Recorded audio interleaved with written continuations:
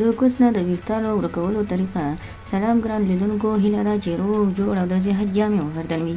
زه یو ځل بیا ستاسو په خدمت کې د یو نوي ویډیو سره حاضر یم. هیله ده چې د پام وړ مو وګرځېږي. تر هر څه دمخه باید یادونه وکړم، که زموږ چینل مو نه وي سبسکرایب کړی نو زموږ چینل سبسکرایب کړئ او په خوا کې ورسره د غونډې نشان ووهئ. مننه. د کوس نه څنګه د یوې میاشتې لپاره ویښتان ختم کړو.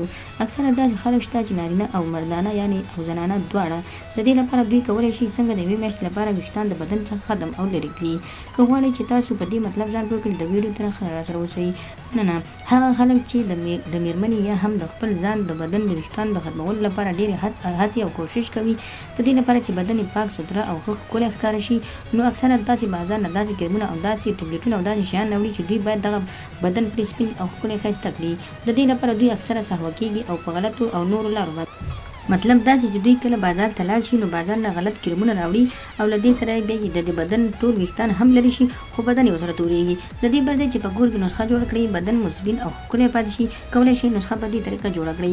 تاسو کولی شئ چې په کور کې یو ټماټر راواخلئ او د ټماټر څخه اوبه وباسئ. د هغه ټماټر څخه چې اوبه وباسئ نو دې سره وروسته تاسو کولی شئ چې لږ ذره د لږ اندازه د بازار څخه چې هغه ریموور یا د ویښتانو دوا چې بازار کې خرڅول کېږي لږ اندازه ګډه کړئ، دومره ګډه کړئ چې ستاسو ضرورت یې ورته. له هغه وروسته تاسو کولی شئ چې 2 لیمو راواخلئ یا هم یو لیمو چې اوبه پکې زیاتې اوسېږي دا راواخلئ او د دې څخه زړي لرې کړئ او دې نسخې ته یې ور واچوئ. یعنې د ټماټرو اوبه او د هغه بازاري دوا چې بازار کې خرڅول کېږي دا تاسو راواخلئ او لیمو ورسره مکس کړئ.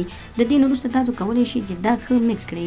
کله مو چې مکس کړئ نو دا تاسو کولی شئ د میرمنې په شرمګاه هغه ځایونو باندې ووهئ کوم ځای باندې چې ویښتان وي. دغه دوا کولی شي ستاسو یو میاشت د میرمنې شرمګاه هم سپینه وساتي او هم ستاسو د میرمنې شرمګاه ویښتان د یو میاشت لپاره ختم کړي.